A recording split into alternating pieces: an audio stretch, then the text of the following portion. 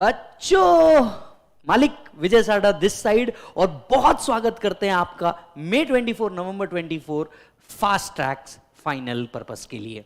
तो सर ये जो फाइनल का फास्ट ट्रैक है ये CA फाइनल वालों के लिए, और वीडियो पे जब तक के भाई साहब आपके लाइक्स नहीं आ जाएंगे मिनिमम 500 तब तक के नेक्स्ट पार्ट अपलोड नहीं करूंगा। आई होप आपने पहले वाले वीडियो देख लिए होंगे जिसमें मैंने पूरी डिटेल से एक्सप्लेन किया था कि फास्ट ट्रैक कैसे चलेगा, क्या चलेगा, एटसेट्रा एटसेट्रा एटसेट्रा। तो सब लोग यहां पे देख लीजिएगा। अपने दोस्तों को आपको फॉरवर्ड करना है, बिल्कुल करना है, इससे हमें वैल्यू मिल जाएगी। अच्छा जी सर, ये जो फास्ट ट्रैक है इसको आज चालू करने से पहले मैं आपको कुछ बात बता दूं। पहला, ये फास्ट ट्रैक में 24 नवंबर 24, जून 24, दिसंबर 24 के लिए। ये फास्ट ट्रैक सिर्फ फाइनल वालों के लिए है, तो इंटर वाले इसमें ना एंटर करें। तीसरा जो मोस्ट इंपॉर्टेंट है, ये फास्ट ट्रैक को जब मैं पढ़ा रहा हूं तो आपके पास ये fast track book, questionnaire and charts होने चाहिए, तो वो होंगे तो आपके लिए बहुत ज्यादा वैल्यू बढ़ जाएगी। चौथा सर, ये जो फास्ट ट्रैक है हम इसके लिए आप एक सेपरेट रजिस्टर मेंटेन करें और स्टिकी नोट अपने साथ रखें।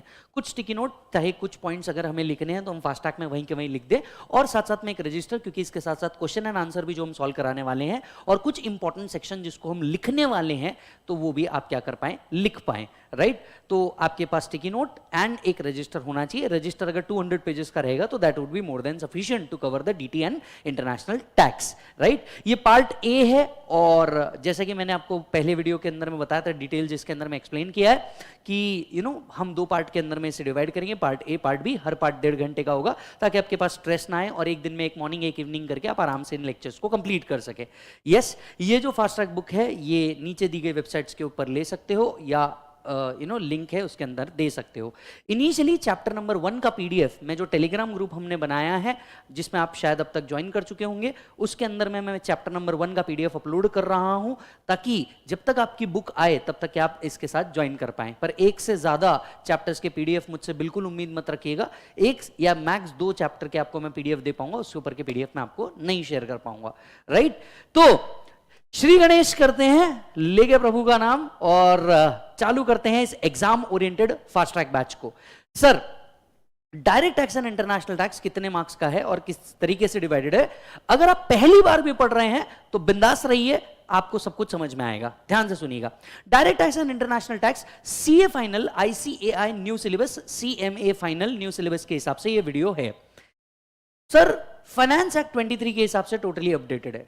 थर्ड पॉइंट, ये जितना DT एंड इंटरनेशनल टैक्स है सर, अब इसके अंदर का डिवीजन हटा दिया गया है, DT एंड इंटरनेशनल टैक्स रखा गया है, बट फिर भी 70-30 का रेशो हर बार आता है और उम्मीद करते हैं वही रेशो रहेगा भी। नए सिलेबस के अंदर में DT के अंदर में क्या क्या आया है, ब्लैक मनी एक्ट नया इंसर्ट कर दिया गया है, tax audit is the chapter जो नया आ चुका है, new development in international tax ये आ चुका है, एंड गार के कुछ स्पेसिफिक प्रोविजंस है जो इसके अंदर में इंसर्ट किए गए हैं, तो वो हम इस वीडियो के अंदर में कवर करने वाले हैं। सर, इसके आगे की बात, मालिक जब आप ये वीडियो को देखेंगे, जब आप इन वीडियोस को देखेंगे तो आपको 2 बातों का बहुत अच्छे से ख्याल रखना है कि कुछ स्पेसिफिक सम हम यहाँ पे करेंगे, बचे हुए सम आपको घर पे एक्स्ट्रा प्रैक्टिस करनी है जिसको आप क्वेश्चनर यूज करके सॉल्व कर सकते हैं। चलिए जी, तो फिर शुरुआत करते हैं। राइट, चलिए जी, तो फिर शुरुआत करते हैं। Basics of international tax and direct tax. You all know, ये जो पेपर रहेगा ये आपके ग्रुप 2 के अंदर में आ रहा है और इसमें का 30 मार्क्स जो है ये काय में आएगा बेटा, MCQ में आएगा। मतलब 30% इज व्हाट, MCQ। और ये जो MCQ होंगे ये एग्जाम ओरिएंटेड MCQ होंगे जो कॉन्सेप्ट्स पे ही बेस्ड होंगे। अगर आपके कॉन्सेप्ट्स बहुत अच्छे से सॉल्व करे हुए हैं तो आप MCQ में कहीं नहीं अटकेंगे। राइट, तो चलिए बढ़ते हैं आगे। चैप्टर नंबर 1, यहां पे हम बेसिक टैक्स कैलकुलेशन सीखने वाले हैं। राइट, बेसिक टैक्स कैलकुलेशन सीखने वाले हैं और हमेशा एक मोटिवेशन से स्टार्ट करते हैं और हमारा फंडा तो बड़ा क्लियर है, पढ़ो तो हद कर दो वरना प्रोग्राम रद्द कर दो। चलिए शुरुआत करते हैं। बुक को आपको एक बार समझना सिखाता हूं। यहां पहले ही पेज पे आपको बताया जाएगा कौन कौन सा कंटेंट है, कौन कौन से सेक्शन है जो यहाँ पे डील हुए हैं, उसके पेज नंबर के साथ ढूंढने में आसानी होगी। दूसरा, कहाँ कहाँ अमेंडमेंट आए हैं ताकि आप अमेंडमेंट को बहुत अच्छे से ट्रैक कर सकें। 3 बात जो बच्चे मेरे से बहुत फ्रीक्वेंटली पूछेंगे, वापस बता देता हूं। सर, क्या मैं नवंबर 23 की बुक लेके अमेंडमेंट देख के 24 के लिए प्रिपेयर कर सकता हूँ क्या? गलती से भी मत करना, बहुत बड़े चेंजेस है जो इस पहले चैप्टर में आपको समझ में आ जाएंगे। दूसरा, वो बुक कोई काम की नहीं, बिल्कुल बाजू कर दो, नया इन्वेस्टमेंट करना पड़ेगा DT के लिए एटलीस्ट, इसमें कोई ऑप्शन ही नहीं है। तो आप, क्योंकि फाइनेंस एक्ट बदल चुका है, कहां एक एक अमेंडमेंट को ट्रैक करते बैठोगे, 122 है, तो बिल्कुल ये करना मत। आपने नए बुक ले लेना, बिल्कुल उसमें बिल्कुल आपने गड़बड़ करना मत। दूसरा कि सर सिर्फ अमेंडमेंट देख के काम नहीं हो सकता क्या? नहीं होने वाला जेन्युइनली। तीसरा, सर ये फास्ट ट्रैक कंप्लीटली फ्री है, तो अपने टाइम के हिसाब से यूट्यूब के ऊपर आ जाएंगे और पूरे के पूरे अपलोड हो जाएंगे। 35 to 40 लेक्चर्स रहेंगे, 2 पार्ट में डिवाइड होंगे। Finally let's start. Sir direct access की अगर मैं बात करूं, ये डायरेक्ट एक्सेस कहां से आया, और अगर आया है तो इसकी कुछ ना कुछ कॉन्स्टिट्यूशनल वैलिडिटी तो जरूर होगी। अगर आया है तो कुछ ना कुछ तो कॉन्स्टिट्यूशनल वैलिडिटी होगी, क्योंकि इंडिया में कोई भी लॉ बनता है तो उसकी कॉन्स्टिट्यूशनल वैलिडिटी होती है।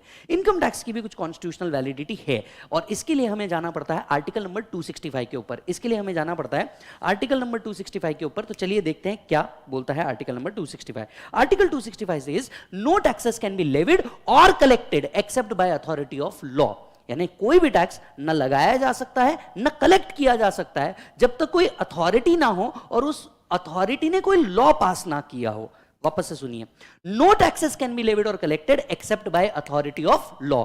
यानी जब भी कोई टैक्स लगाना है या कलेक्ट करना है, आपके पास कोई अथॉरिटी होनी चाहिए और यह अथॉरिटी ने किसी लॉ को पास करना चाहिए। मतलब ऐसा नहीं हो सकता जैसे नोटबंदी हुई थी, रात में मोदी जी आए, मोदी जी ने कहा भाई और बहनों आज से मैं ये लगा रहा हूं। टैक्स ऐसे नहीं लग सकते, आपको पहले लॉ पास करना पड़ेगा। चलिए लॉ पासिंग की प्रोसेस आपको याद दिला देता हूं, फाउंडेशन में आपने पढ़ी होगी। पहले बिल बनता है, bill both houses of parliament में जाता है, बोथ हाउसेज ऑफ पार्लियामेंट में जाकर के वो जब प्रेसिडेंट असेंट मिल जाता है तो वो क्या बन जाता है? एक्ट बन जाता है। याद आ रहा है आपको? Yes. So how act is made. आपके पास अगर एक रजिस्टर है तो छोटे छोटे पॉइंट आपको लिखते जाने हैं, मेरे साथ साथ याद रखिएगा। तो पहला point, how act is made. चलिए एक सवाल पूछता हूं, जल्दी से वीडियो के नीचे कमेंट करना। Who is considered as the father of income tax in India? बताइएगा जल्दी। सबसे पहले बिल जाता है सर आपके बोथ हाउसेस ऑफ पार्लियामेंट, इसके बाद में इसको मिलता है प्रेसिडेंट असेंट, और बाद में ये बन जाता है सर एक्ट। ठीक है, चलिए दूसरे पॉइंट पे डिस्कस करते हैं सर, कॉन्स्टिट्यूशनल वैलिडिटी। मैं हर चीज नहीं लिखाने वाला क्योंकि नोट्स आपको बहुत कंसाइज दिए हुए हैं, कुछ चीज जरूर लिखाऊंगा। Constitutional validity. Sir constitutional validity क्या है? ध्यान से सुनिए, no taxes can be levied और collected except by authority of law. कहां लिखा है sir? Article number 265 to the Indian constitution. Article number 265 to the Indian constitution कहता है no taxes can be levied और collected except by authority of law. अब एक सवाल समझिए, लॉ मतलब कोई एक्ट होना चाहिए। लॉ मतलब क्या होना चाहिए सर? कोई एक्ट होना चाहिए। और एक्ट कैसे बनता है वो हमने यहां पे पढ़ लिया। लॉ मतलब कोई एक्ट होना चाहिए, एक्ट कैसे बनता है वो हमने पढ़ लिया। अच्छा, अब दूसरी चीज आती है कि भैया ये लॉ कोई अथॉरिटी बनाएगी, मतलब ये जो लॉ पास करेगी ये कोई अथॉरिटी होनी चाहिए। तो आपके मन में सवाल आएगा कि सर वो एक कौन सी अथॉरिटी है जो इस लॉ को बनाएगी? देखिए इंडिया में जब भी कोई लॉ बनाना है तो पहली जो अथॉरिटी है वो है पार्लियामेंट। मतलब पार्लियामेंट में both houses of the parliament जो है इसके ऊपर डिस्कस करते हैं, बिल के ऊपर डिस्कशन होते हैं, एक दूसरे के ऊपर आरोप प्रत्यारोप होता है, डिटेल डिस्कशन होता है, एटसेट्रा एटसेट्रा एटसेट्रा। यानी जो पहली अथॉरिटी है वो कॉन्स्टिट्यूशन में बताई गई है पार्लियामेंट, और यही चीज आपको मिलती है article number 245। So article 245 says parliament will be the authority who will make the law for whole और part of the India, right? So who will make law in India? Article 245 says Parliament may make law for whole or any part of the territory। और अब ध्यान से समझने वाली बात यह है कि पार्लियामेंट पूरे साल भर तो सेशन में रहता नहीं, तब क्या? तो टेंशन वाली बात नहीं है। द ग्रेट बाबा साहेब आंबेडकर ने इसके लिए भी प्रोविजन करके रखी थी। तो बाबा साहेब ने क्या किया था, उन्होंने इस बात को समझा कि भैया पार्लियामेंट साल भर तो सेशन में रहता नहीं है, तो ऐसे केस में उन्होंने क्या किया, उन्होंने कहा कि अगर पार्लियामेंट सेशन में नहीं है और देश को किसी लॉ की जरूरत पड़ जाती है तो उस टाइम पे president can promulgate an ordinance. तो उस टाइम पे क्या किया जाएगा, जो हमारे प्रेसिडेंट होंगे वो प्रोमोलगेट कर देंगे एक ऑर्डिनेंस को, और जब तक के पार्लियामेंट सेशन में नहीं आता this ordinance can work as a act. क्या सर इसके पहले कभी ये हुआ है? सर बिल्कुल हुआ है। 2019 ये किया गया है, 2020 ये किया गया है, राइट। तो प्रेसिडेंट भी क्या कर सकते हैं, एक्ट बना सकते हैं when parliament is not in session, और इसे हम कहते हैं ऑर्डिनेंस। और इस बात का पावर दिया गया है article number 123 to the Indian constitution. So Article 123 says that President may promulgate an ordinance during the recess of the Parliament। अच्छा जी सर, वापस आते हैं आर्टिकल 265 पे। 265 कहता है कोई भी टैक्स अगर इंपोज करना है या कलेक्ट करना है, आपके पास अथॉरिटी होनी चाहिए, और ये अथॉरिटी एक लॉ को पास करेगी। लॉ कैसे पास होगा, पहले बिल बनेगा, बोथ हाउसेस ऑफ पार्लियामेंट में जाएगा, और उसके बाद में प्रेसिडेंट असेंट मिलके वो एक्ट बन जाएगा। ठीक है सर। अथॉरिटी मतलब क्या, तो सर अथॉरिटी मतलब आपके पास कौन रहेगी, अथॉरिटी में आपके नाम पे दो है। पहली अथॉरिटी आपके लिए कौन है sir, parliament is the first authority. Parliament अगर जगह पे नहीं है या सेशन में नहीं है तो president will be the authority जो इस एक्ट को पास करेगी। ठीक है सर। हाँ जी। No taxes can be levied और collected except by authority of law. Collection का मतलब क्या होता है सर, सर यहां पे कलेक्शन का मतलब होता है कलेक्शन और रिकवरी। मतलब हमारे पास प्यार से कलेक्ट करने का तो राइट है ही, साथ साथ में रिकवरी के राइट्स भी है, और इसीलिए फाइनल पे आपको सर्च एंड सीजर, रेड जैसे टॉपिक भी मिलते हैं जहां पे रिकवरी के राइट्स दिए गए हैं कि आप प्यार से दे दो तो कलेक्शन है, नहीं दो तो हम क्या कर लेंगे, रिकवर तो कर ही लेंगे। ठीक है सर।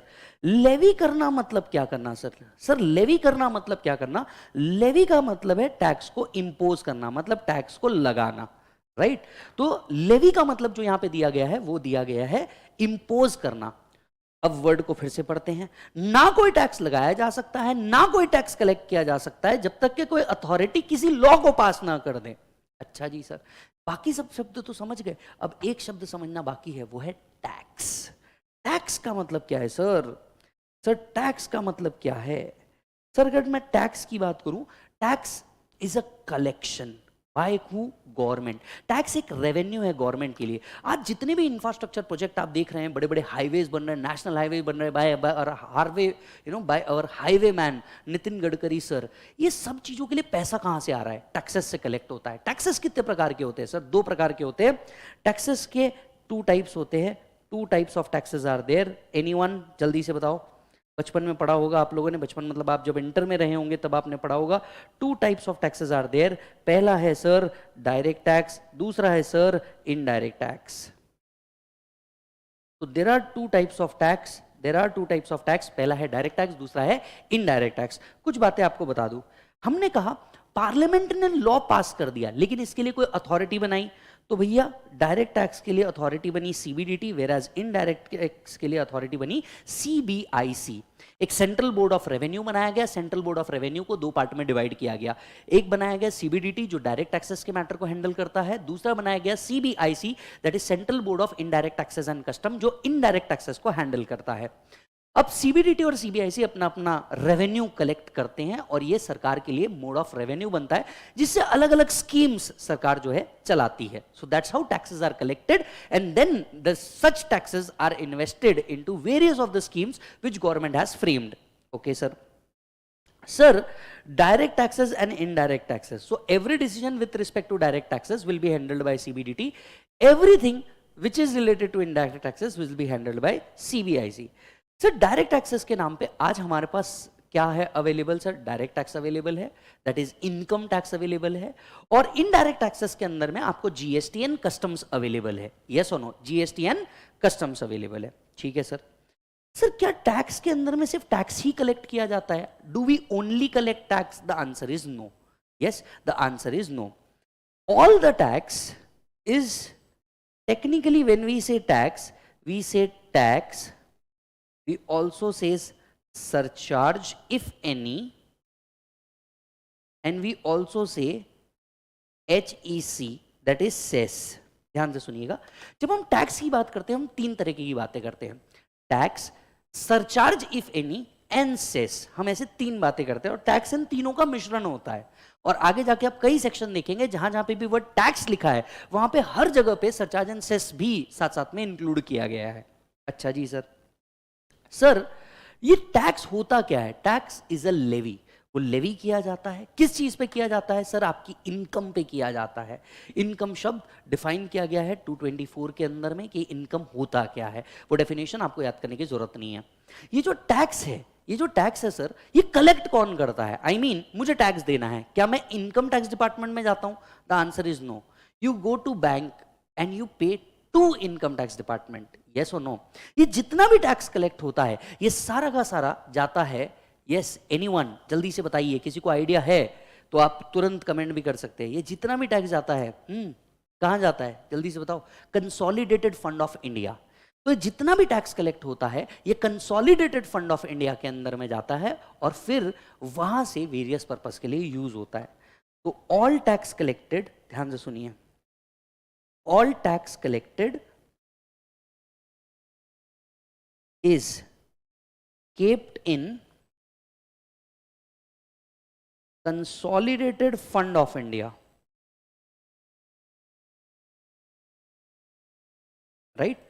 सारे का सारा टैक्स जो है ये कंसोलिडेटेड फंड ऑफ इंडिया में आता है। अब आपके मन में एक सवाल आ रहा होगा, भाई कंसोलिडेटेड फंड ऑफ इंडिया में तो आ रहा है, लेकिन इंडिया के अंदर में इतने सारे स्टेट्स है, इन सारे स्टेट्स को रेवेन्यू कैसे डिवाइड किया जाता है? क्या ये जितना टैक्स कलेक्ट होता है स्टेट रखता है, सेंटर रखता है, या इसे डिवाइड कर देता है? तो मालिक मैं आपको बता दूं, ये जितना भी टैक्स कलेक्ट होता है ये डिवाइड होता है सर सेंटर और स्टेट के बीच में, in a ratio which is decided by president and finance commission. Yes, ये जितना भी टैक्स कलेक्ट होता है ये सारा का सारा टैक्स डिवाइड होता है बिटवीन स्टेट्स।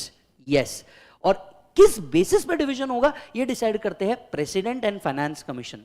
मैं मन से नहीं कह रहा हूं, लिखा है सर। कहां लिखा है सर? आपके आर्टिकल में लिखा है, article number 271। Article number 270 and 271 is for surcharge. Article number 270 कहता है ऑल टैक्सेस एंड ड्यूटीज, सिर्फ टैक्सेस ही नहीं ड्यूटीज भी, all taxes and duties will be collected by centre and divided between states. आइए पढ़ते हैं। All the taxes and duties except specified shall be levied by central government and distributed between union and state in a manner specified by president और through recommendations of finance commission. तो ये जितना भी tax आ रहा है ये सारा का सारा टैक्स क्या किया जाएगा सर? डिवाइड किया जाएगा। Article 270 taxes collected is divided in central government and state government in a manner specified by president और फाइनेंस कमीशन। आप प्रेसिडेंट लिख दो, काफी है। अच्छा जी सर,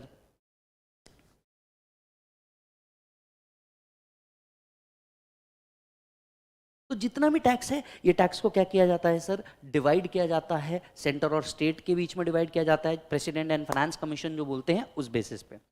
कहां थे हम थे आर्टिकल नंबर 265। सर डीटी पढ़ेंगे, मजे से पढ़ेंगे, you will romance the taxation, और इंटरलिंकिंग से पढ़ेंगे, इंटरलिंकिंग बिल्कुल नहीं छोड़ना। आर्टिकल 255 क्या कह रहा था? आर्टिकल 255 कह रहा था किसी भी तरीके के टैक्सेस को लगाना है। हम कौन से शब्द की बात कर रहे थे सर? हम बात कर रहे थे इस शब्द की, कोई भी टैक्सेस को अगर लगाना है तो उससे क्या करना पड़ेगा? अथॉरिटी होगी जो किसी लॉ को पास करेगी तो ही टैक्स लगा सकते हो या टैक्स कलेक्ट कर सकते हो। लॉ मतलब कोई एक्ट पास करना था, राइट? अथॉरिटी मतलब पार्लियामेंट या प्रेसिडेंट, कलेक्ट करना मतलब कलेक्शन या रिकवरी, लेवी करना मतलब इंपोज करना। फिर हम टैक्स पे गए। जब हम टैक्स पे गए हमें समझ में आया दो तरीके के taxes, direct tax, indirect tax. Detail difference अब तक का आपको समझ चुका होगा, फाइनल के स्टूडेंट हो तो let's don't go there, content पे बात करते हैं। Tax, surcharge and cess. अच्छा जी सर, ये सरचार्ज क्या होता है sir? Surcharge is an additional levy. Surcharge is an additional levy, ये एडिशनली लगाया जाता है। आप इसे टैक्स ऑन टैक्स भी कह सकते हो। आप क्या कह सकते हो सर? इसे टैक्स ऑन टैक्स भी कह सकते हो। तो कुछ लोग जो एक लिमिट के ऊपर कमा रहे हैं, इनसे सरचार्ज कलेक्ट किया जाता है। द लिमिट 50 लाख के ऊपर आपके जो सरचार्ज लिमिट है ये चालू हो जाते हैं। पर्सन टू पर्सन सरचार्ज के जो लिमिट है ये डिफरेंट है। तो पर्सन टू पर्सन जो आपके सरचार्ज की लिमिट है ये बिल्कुल डिफरेंट रखे गए हैं। तो यहां पे आपको एक डिफरेंस जरूर अराइज होता है। अच्छा जी सर, क्या सरचार्ज हर एसएससी को है? ऑलमोस्ट हर एसएससी के लिए सरचार्ज रखा गया है। अच्छा जी, अब एक बड़े पते की बात बताता हूं, बहुत कंसेप्चुअल क्लैरिटी के साथ बताऊंगा, ध्यान से सुनना। टैक्सेस जो होते हैं ना बेटा, वो डिवाइड होते हैं सेंटर और स्टेट में। सरचार्ज सिर्फ सेंटर रखता है। हाँ हाँ हाँ, एमसीक्यू वाला पॉइंट है, बहुत ध्यान से सुनना।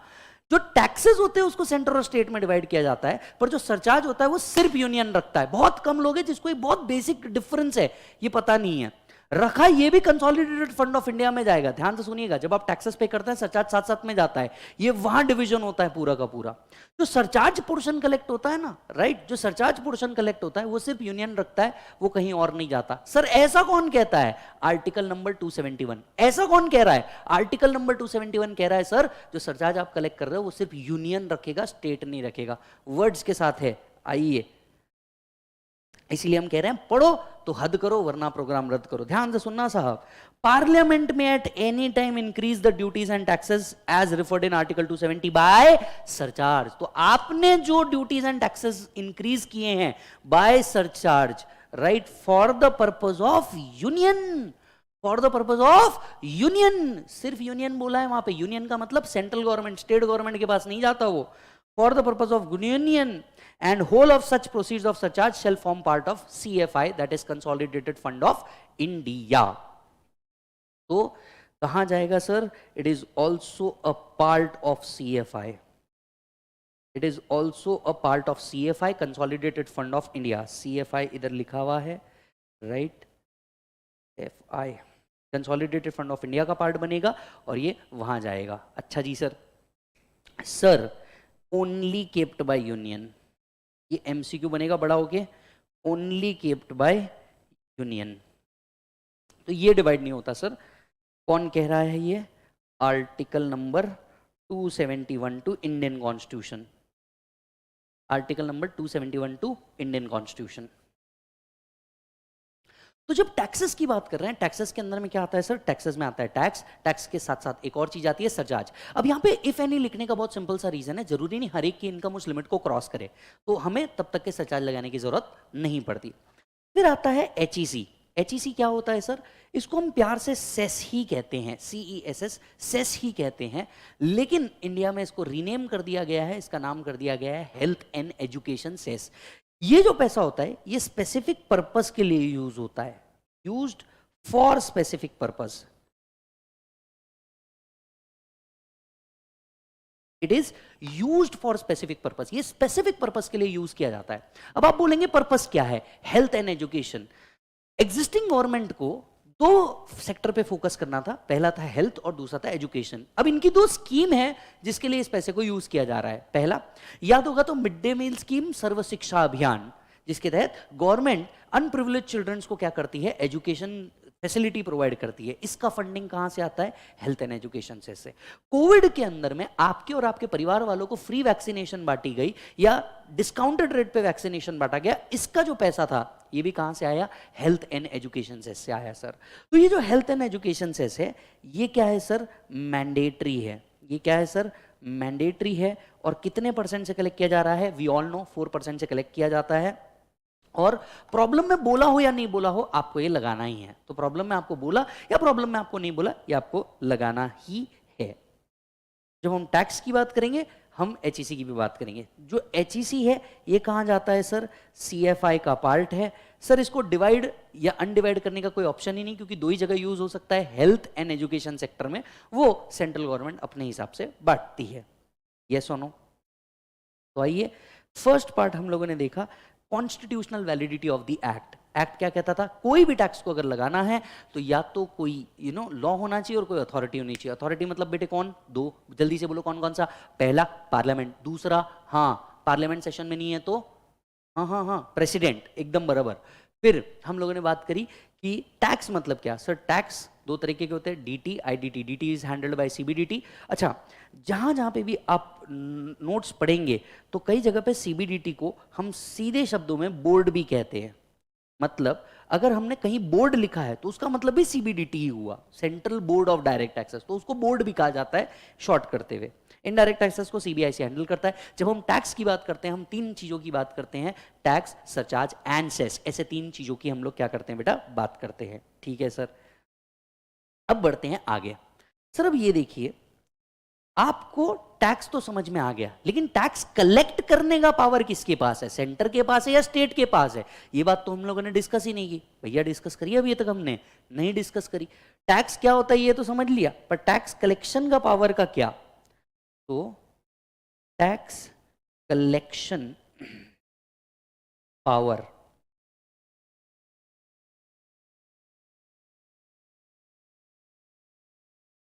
Article number 246 read with schedule 7। Article number 246 read with schedule 7। देखिए, जब 1947 के बाद जब हमें आजादी मिली, तो आजादी मिलने के बाद कुछ पावर सेंटर को दिए गए, कुछ पावर स्टेट को दिए गए, और कुछ पावर दोनों ने मिल करके रखे। वापस से कम अगेन, कुछ पावर सेंटर को मिले, कुछ पावर स्टेट को आए, और कुछ पावर दोनों ने मिल करके एक्सरसाइज की है। बराबर है? तो इनकम टैक्स किस में आया, सेंटर में आया, स्टेट में आया, या कॉन्करेंट में आया? तो मैं आपको बता दूं सर, जितने पावर सेंट्रल गवर्नमेंट्स को दिए गए इसे कहा गया यूनियन लिस्ट। इसे कहा क्या गया, यूनियन लिस्ट। जितने स्टेट गवर्नमेंट को मिले इसे कहा गया स्टेट लिस्ट। और जहां दोनों मिलकर के एक्सरसाइज करेंगे, राइट, इसको कहा गया कॉन्करेंट लिस्ट। उम्मीद है आप लोग लिख रहे होंगे साथ साथ में। यूनियन लिस्ट के एंट्री नंबर 82 पे लिखा गया taxes on income other then on agriculture. तो इनकम टैक्स कलेक्ट करने का पावर कहां से आया? इनकम टैक्स कलेक्ट करने का पावर आया कहां से sir? Entry number 82 to the union list. मतलब इनकम टैक्स कलेक्ट करने का पावर सेंटर के पास है, उसे बाद में क्या किया जाएगा, डिवाइड किया जाएगा। अभी अभी हम लोग पढ़ के आए। तो इनकम टैक्स कलेक्ट करने का पावर सेंटर के पास आ गया, इसीलिए इनकम टैक्स से रिलेटेड जितने भी डिसीजन लिए जाते हैं ये सीधा सेंट्रल गवर्नमेंट लेता है, स्टेट गवर्नमेंट का कोई रोल कॉल इसमें नहीं है। अच्छा जी सर, एंट्री नंबर 82 पे लिखा गया टैक्सेस ऑन इनकम। आहा, नया वर्ड मिला साहब आपको, मेरे को, टैक्सेस ऑन इनकम। अच्छा जी, ये जो इनकम है सर, ये इनकम, इस बात पे हम लोग डिस्कस करेंगे और डिटेल डिस्कशन होना है हमारा। Taxes on income other then on agriculture. अब आप में से कुछ बच्चे जिनका शायद कहीं बेसिक रह गया होगा वो पूछ जाएंगे, सर क्या एग्रीकल्चर पे टैक्स इसलिए नहीं है क्योंकि सेंट्रल गवर्नमेंट में लिखा नहीं है, अदर देन ऑन एग्रीकल्चर लिखा है? नहीं सर, इसका इंटरप्रिटेशन वैसा नहीं है। बड़ा ब्यूटीफुल इंटरप्रिटेशन है, ध्यान से सुनिएगा। यहां लिखा है taxes on income other then on agriculture. इसका मतलब सेंटर के पास इनकम पे टैक्स लगाने के तो पावर है, सेंटर के पास इनकम पे टैक्स लगाने के तो पावर है, लेकिन एग्रीकल्चरल इनकम पे टैक्स लगाने का पावर सेंटर के पास नहीं है। इसका कतई इंटरप्रिटेशन ये नहीं है कि भैया सेंटर के पास एग्रीकल्चर के टैक्स के पावर ही नहीं है, गवर्नमेंट के पास पावर वो है ही नहीं कि वो एग्रीकल्चर पे टैक्स लगा दे। सेंटर के पास पावर नहीं है, तो सर पावर किसके पास है? यहां ये एक और चीज बताएंगे। Entry number 46 to the state list, यहां पे लिखा है टैक्सेस ऑन एग्रीकल्चरल इनकम। यानी एग्रीकल्चर इनकम पे टैक्स लगाना है या नहीं लगाना है, ये पावर किसके हाथ में रहेगा? स्टेट के हाथ में रहेगा। इस पे सेंट्रल कंट्रोल नहीं करेगी। हां, इनकम पे, other income other than agriculture पे टैक्स लगाना है, आप सेंट्रल डिसीजन ले सकते हैं। तो entry number 82 to the union list income पे टैक्सेस लगाती है। Entry number 46 to the state list agriculture पे इनकम पे टैक्स लगाना है या नहीं, इस पे डिसीजन लेते हैं। वैसे मैं आपको बता दूं सर, महाराष्ट्र, गुजरात, कर्नाटक एक टाइम पे वो स्टेट्स रहे हैं जिनने एग्रीकल्चर पे टैक्स लगाया। बाद में वोट बैंक एंड अदर चक्करों में एग्रीकल्चर फार्मर्स को बेनिफिट देने के लिए सबने आज एग्रीकल्चर से टैक्स को हटा के रखा है। आगे चल के एक टॉपिक आएगा एग्रीकल्चरल इनकम, जिसमें हम डिस्कस करेंगे कि भाई साहब एग्रीकल्चर पूरी एग्जम्प्ट नहीं है, प्रोपोर्शनेटली एग्जाम्प्ट है। मेथड ऑफ एग्रीगेशन आपने इंटर में पढ़ा होगा, डिस्कस करेंगे उसको। Yes sir. तो चलो, टैक्सेस वर्ड को खोदना चालू किया था, देखो खोद रहे हैं। फास्ट ट्रैक है, इसका मतलब ये नहीं कहीं पे भी आपके साथ कॉम्प्रोमाइज किया जाएगा। कंटेंट एग्जाम ओरिएंटेड रखेंगे जितना काम का, no if no but, only cut to cut पे काम करेंगे। तो टैक्सेस, सरचार्ज, एचईसी, मालिक, टैक्सेस कलेक्शन का पावर कहां से आया? 246 शेड्यूल 7 के हिसाब से। Entry number 82 taxes on income, agricultural income पे टैक्स लगाने का पावर एंट्री नंबर 46 के अंदर में दिया गया है। यस और नो?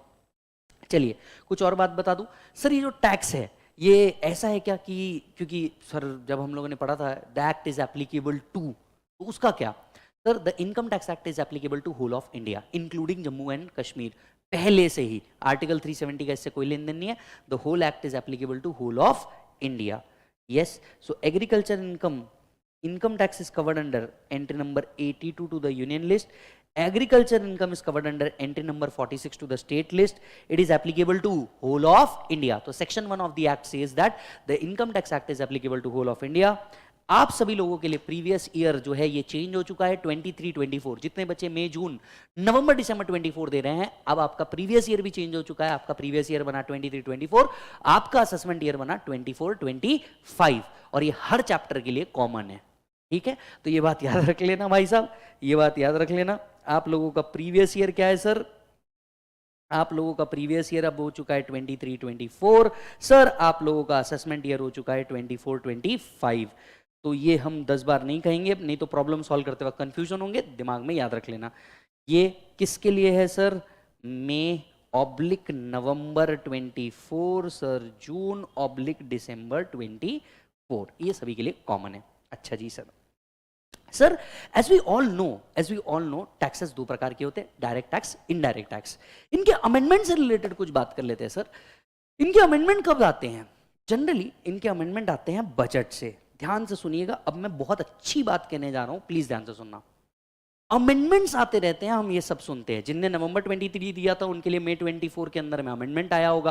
कह रहे हैं फाइनेंस एक्ट अपडेट हो चुका है। इसकी पूरी डिटेल एक्सप्लेनेशन मैं आपको देने जा रहा हूं, और एक बहुत बड़ा राज की बात भी बताने जा रहा हूं, ध्यान से सुनना। अमेंडमेंट आते कहां से आते हैं सर? सर बजट से आते हैं। बजट कौन से एक्ट के हिसाब से प्रिपेयर होता है सर? अब यहां पे कई बच्चे सोचेंगे बजट होता है फाइनेंस एक्ट के हिसाब से प्रिपेयर। गलत है, कंप्लीटली गलत है। बजट फाइनेंस एक्ट के हिसाब से प्रिपेयर नहीं होता। ध्यान से सुनिएगा सर। बजट, नेक्स्ट डिस्कशन हम लोग करने जा रहे हैं सर बजट के ऊपर। Budget is prepared as per fiscal responsibility and budget management act। तो सर बजट जो है आपका ये प्रिपेयर होता है fiscal responsibility and budget management act के हिसाब से। तो ये फाइनेंस एक्ट से नहीं बनता। ये लाइन बड़ी होकर एमसीक्यू बनेगी, मैं आपको बता रहा हूं। तो इस लाइन पे फोकस करिएगा। ये स्टॉक मार्केट जैसी है, कभी भी ऊपर चले आएगी। हाँ जी सर। सर बजट जो लाते हैं, बजट कौन लेके आते हैं? No need to explain, finance minister. कब लेके आते हैं? On 1 February every year. ठीक है, अब आप जानते हैं फरवरी 2024 में बजट आएगा, लेकिन बजट के टाइप इस टाइम पे समझना बहुत जरूरी है। आप ध्यान से सुनिए, बजट दो टाइप के हैं। बजट कितने प्रकार के हैं सर? 2 प्रकार के बजट है, ध्यान से समझना। ठीक है, एक होता है फाइनल बजट और दूसरा होता है इंटरिम बजट। ठीक है, एक होता है फाइनल बजट, दूसरा होता है इंटरिम बजट। हर साल एवरी ईयर 1 फेब के दिन जो आता है ये होता है आपका फाइनल बजट। हर साल 1 फरवरी के दिन जो आता है ये होता है आपका फाइनल बजट। इंटरिम बजट कब आता है? इन the year of election. In the year of election मतलब जिस साल इलेक्शन होगा उस साल 2 बजट आएंगे। पहला बजट होगा इंटरिम बजट।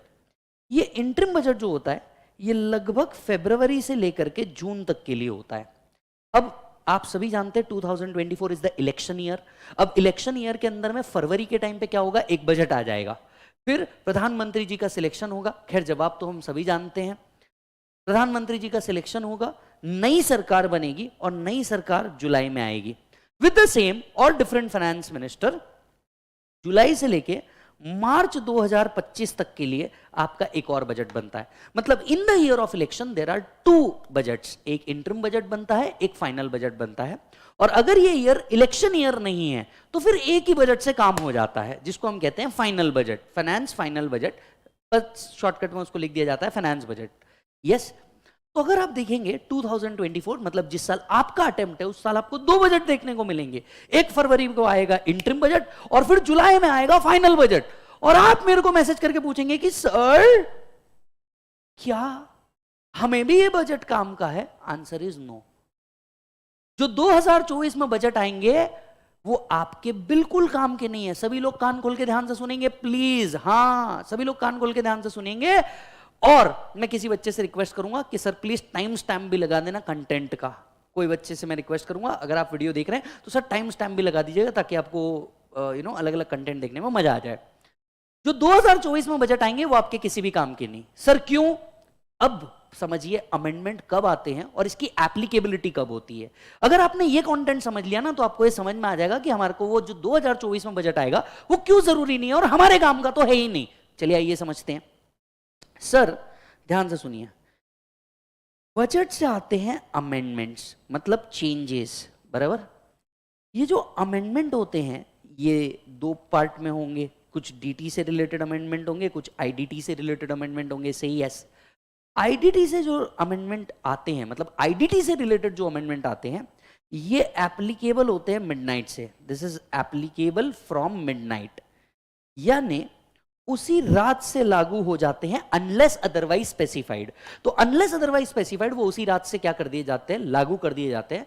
और रीसेंट टाइम्स में तो निर्मला सीतारमण जी ने क्या कर दिया, भैया जीएसटी काउंसिल मीट होगी, जीएसटी काउंसिल मीट के बाद अमेंडमेंट आएगा, अमेंडमेंट को आप क्या कर लो, तुरंत इंप्लीमेंट कर दिया जाता है, एक डेट दे दी जाती है। मतलब जनरली जब भी आईडीटी के अमेंडमेंट आते हैं वो उसी रात से लागू हो जाते हैं। पर डीटी के अमेंडमेंट्स में ऐसा नहीं होता। डीटी के जो अमेंडमेंट्स होते हैं वो first day of next year से लागू होते हैं। डीटी के जो अमेंडमेंट्स होते हैं वो first day of next year से लागू होते हैं। मैं इसे कुछ इस तरह से समझाता हूं, अब समझिएगा। 1 फरवरी 2023 मतलब जो इलेक्शन ईयर नहीं था, 1 फरवरी 2023 जो इलेक्शन ईयर नहीं था, इस दिन बजट आया होगा जिसको हम कहते हैं फाइनेंस एक्ट 2023, जिसको हम कहते हैं फाइनेंस एक्ट 2023। अब ये बजट का एप्लीकेबिलिटी कब से शुरू हो जाता है? ये बजट का एप्लीकेबिलिटी चालू हो जाता है 1/4/2023 से लेकर के 1/4/2024 फाइनेंशियल ईयर, दैट इज वित्तीय वर्ष 23-24 के लिए ये बजट लागू हो जाता है। ध्यान से समझिएगा, इस डेट के ऊपर बड़ा फोकस करिएगा। 1 फरवरी 2023 के टाइम पे क्या आया होगा, बजट आया होगा, जिसे हम कह रहे हैं फाइनेंस एक्ट 2023। अब ये जो बजट है ये कब से एप्लीकेबल होगा? ये first day of financial year से। फाइनेंशियल ईयर हमारा क्या होता है, 1 अप्रैल से लेके 31 मार्च। अब 1 अप्रैल से 31 मार्च 2024 तक के हमारा क्या चलेगा बेटा, बजट चलेगा। अब आपको एक बात बता दूं, 23-24 में आप जितनी इनकम कमाएंगे, 23-24 में आप जितनी इनकम कमाएंगे उस पर जो टैक्स देंगे, उस पर जो टैक्स देंगे वो कब देंगे सर? असेसमेंट ईयर में देंगे। ये तो आपने इंटर में भी पढ़ा हुआ है, income of previous year is taxable in assessment year. Income of previous year is taxable in assessment year, the general rule. जितनी इनकम 23-24 में कमाई जाएगी उस पर टैक्स जो होगा वो 24-25 फाइनेंशियल ईयर में दिया जाएगा। यस, मतलब income of previous year is taxable in assessment year. यानी क्या मैं ऐसा कह सकता हूं पूरा इनकम टैक्स असेसमेंट ईयर की लैंग्वेज में लिखा है, आने वाले साल की। भैया यहां तो आप इनकम कमाएंगे, जो नया लॉ आया है वो इस फाइनेंशियल ईयर के लिए एप्लीकेबल है। इसका एप्लीकेबिलिटी के बेसिस पे आप 24-25 में टैक्स देंगे। मतलब जितने भी बच्चे फाइनेंस एक्ट 23 दे रहे हैं, जब मई 24 में एग्जाम देंगे या नवंबर 24 में एग्जाम देंगे, उनको 23 का बजट एप्लीकेबल होगा, पिछले साल का। The act is set to be in assessment year. पूरा इनकम टैक्स असेसमेंट ईयर की लैंग्वेज में लिखा है, आने वाले साल की। तो 23 का बजट 24 के अंदर में एप्लीकेबल होगा, चाहे आप मई 24 दे रहे हो, नवंबर 24 दे रहे हो। अब सोच समझ के बताइएगा, जो दो बजट आएंगे इंटरिम एंड फाइनल 24 में, वो कब एप्लीकेबल होंगे? नीचे कमेंट के अंदर में आपका जवाब चाहिए। वो एप्लीकेबल होंगे, हाँ हाँ बताइएगा कमेंट के अंदर। तो आप लोगों के लिए जो मई 24 या नवंबर 24, जून 24 या दिसंबर 24 दे रहे होंगे, उनके लिए आपके लिए फाइनेंस एक्ट 23 एप्लीकेबल है। जो बजट आएगा 1 फरवरी 2024 को या जुलाई 2024 को, वो आपके काम का नहीं है। ये मैंने आपको समझा दिया, ठीक है मालिक। तो पूरा इनकम टैक्स असेसमेंट ईयर की लैंग्वेज में लिखा है, आने वाले साल की लैंग्वेज में लिखा है। तो 23 का बजट 24 के अंदर में एप्लीकेबल होगा। ओके सर, इसी बात को यहाँ पे नोट्स में भी लिखा गया है। देखिए, एनुअल अमेंडमेंट्स, टीटी के amendment first day of next year से अप्लाई होते हैं unless otherwise specified. First day of next year से अप्लाई होते हैं unless otherwise specified. Indirect tax के अमेंडमेंट मिडनाइट से ही अप्लाई हो जाते हैं अनलेस अदरवाइज स्पेसिफाइड। क्लियर है मालिक?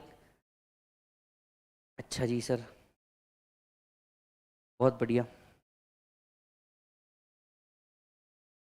क्या बात कर रहे थे, फिर से आते हैं। हमने समझा हमारा प्रीवियस ईयर क्या है 23-24, हमारा असेसमेंट ईयर क्या है 24-25। अब लॉजिक समझ में आया आपको? इंटरलिंकिंग से पढ़ो, बहुत मजा आएगा। अब इस चीज का लॉजिक क्लियर है आपको? तो मई 24 नवंबर 24 के लिए एप्लीकेबल है। अच्छा जी, बजट कौन से एक्ट से प्रिपेयर होता है? Fiscal responsibility and budget management act से प्रिपेयर होता है। दो तरीके के बजट रहते हैं। तो 2024 में बजट आएगा वो आपके काम का नहीं है, 23 वाला आपके काम का है, जो आ चुका है, इंप्लीमेंट हो चुका है, सब हो चुका है। अच्छा जी सर, यहां पे हमने देखा था आर्टिकल 246 ने हमें कहा था टैक्सेस जो होंगे इनकम के ऊपर आप लगा सकते हैं। टैक्सेस जो होंगे वो आपके इनकम के ऊपर लग सकते हैं। क्या अमेंडमेंट से ही सारे बजट आते हैं? The answer is no. Income tax में आपको स्कोप ऑफ इनकम टैक्स पढ़ना बहुत जरूरी है, कि जब आप इनकम टैक्स के पेपर के लिए प्रिपेयर कर रहे हैं तो आपको क्या क्या पढ़ना जरूरी है। ध्यान से समझिए। नेक्स्ट हेडिंग दीजिएगा रजिस्टर में, the scope of income tax. Scope of income tax यानी जब जब आप इनकम टैक्स पढ़ें आपको क्या क्या पढ़ना है? सर, सबसे पहले आपको पढ़ना है इनकम टैक्स एक्ट। तो सबसे पहली चीज जो आपको पढ़नी है सर, वो पढ़नी है आपको इनकम टैक्स एक्ट। इसमें कहीं कोई दिक्कत नहीं है, पहली चीज ये पढ़नी है। दूसरी चीज पढ़नी है आपको इनकम टैक्स रूल्स। दूसरी चीज जो आपको पढ़नी है सर, वो पढ़ना है इनकम टैक्स रूल्स। क्यों? एक्ट और रूल्स में फर्क क्या है ये भी समझ लेते हैं। मैं अज्यूम कर रहा हूं सर तुम पहली बार पढ़ रहे हो, मैं तो अज्यूम करके चल रहा हूं तुम पहली बार पढ़ रहे हो। चलो, एक्ट और रूल्स में फर्क क्या है?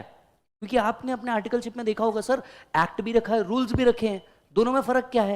Act contain provision of law, whereas rules contain implementation of law. Act कहता है रिटर्न भरना है, सेक्शन 139 कहता है रिटर्न भरना है। रूल्स कहते हैं रिटर्न कब तक भरना है, किसको भरना है, कौन से फॉर्म में भरना है, what are the due dates, who all are responsible, what are the modes of filing an ITR, कौन से कैटेगरी ऑफ पर्सन के लिए कौन सा आईटीआर भरा जाएगा। ये सारी बातें फिर कहां लिखी है? रूल्स के अंदर में लिखी है। तो सिर्फ एक्ट पढ़ने से काम नहीं होने वाला, साथ साथ में क्या पढ़ना पड़ेगा? रूल्स भी पढ़ने पड़ेंगे। दूसरा, एक्ट रूल्स, इसके साथ साथ क्या पढ़ना पड़ेगा सर? नोटिफिकेशन। इसके साथ साथ क्या पढ़ना पड़ेगा सर? नोटिफिकेशन पढ़ना पड़ेगा। अब ये नोटिफिकेशन क्या होता है sir? Communication of any change. किसी भी तरीके का अगर कोई चेंज आ रहा है तो इसे नोटिफाई किया जाता है। Yes, so any change which is to be made in act or law or maybe in process, this is communicated through notification. This notification is also placed on income tax website. तो जब आप income tax का website देखेंगे incometaxindia.gov.in, वहां पे आपको तुरंत notifications भी दिख जाएंगे। याद रखिए, ये notifications issue कौन करता है? Notifications is issued by CBDT। हम आगे चल के एक सेक्शन पढ़ेंगे, सेक्शन 119। सेक्शन 119 के तहत क्या किया जाता है? नोटिफिकेशंस इशू किए जाते हैं। याद रखिए, all notification 6 months before exam are applicable. All notification 6 months before exam are applicable. अब इस पॉइंट को ध्यान से समझिए। अगर आपका मई 24 अटेम्प्ट है तो नवंबर 23 तक के जितने अमेंडमेंट है, जितने नोटिफिकेशन है, वो सारे नोटिफिकेशन आपके सिलेबस के लिए काम के हैं। तो अगर आप मई 24 दे रहे हैं, नवंबर 23 तक के जितने नोटिफिकेशन है ये सब आपके सिलेबस में है। अगर आप नवंबर 24 दे रहे हैं तो जितने नोटिफिकेशन टिल मई 24 है वो आपके काम के हैं। इसीलिए मैंने कहा कि ये फास्ट ट्रैक वो बच्चा जो नवंबर 24 में एग्जाम दे रहा है वो भी देख सकता है, बिंदास देखो। सिर्फ आपको एक लेक्चर देखना पड़ेगा जिसमें अगर कुछ नोटिफिकेशन या सर्कुलर आए तो वो आपको क्या किया जाए? बता दिया जाए। तो what is notification? Notification is communication of any change.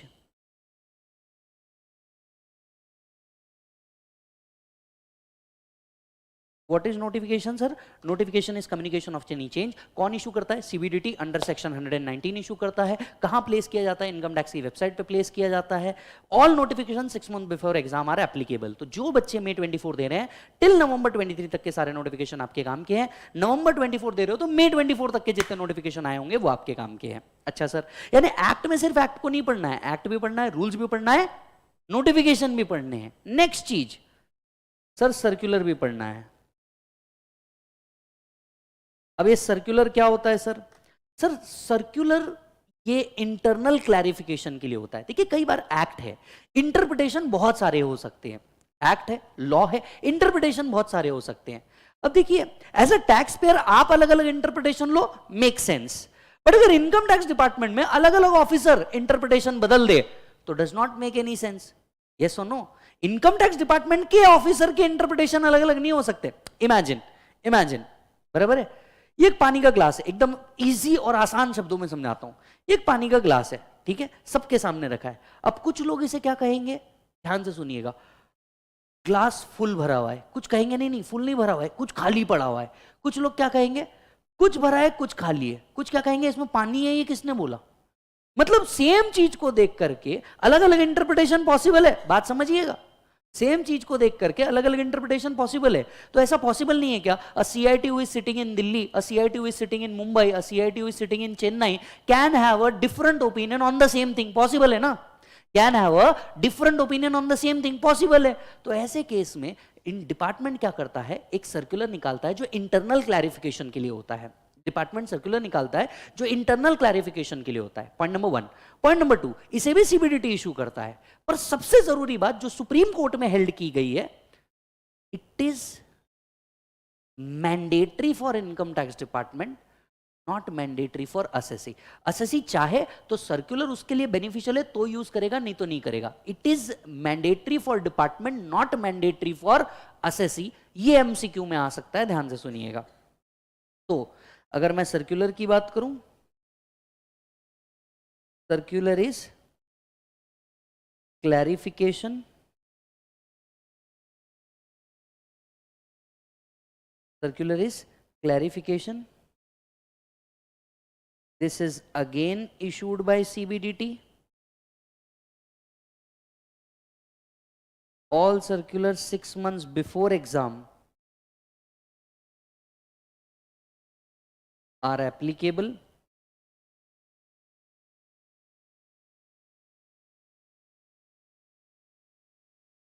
It is mandatory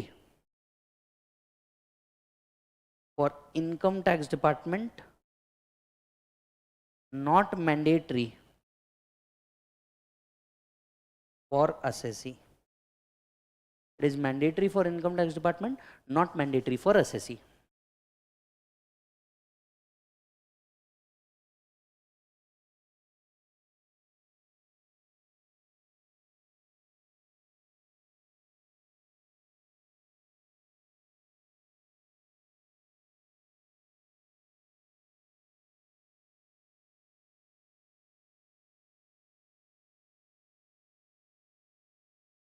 yes मालिक, चलो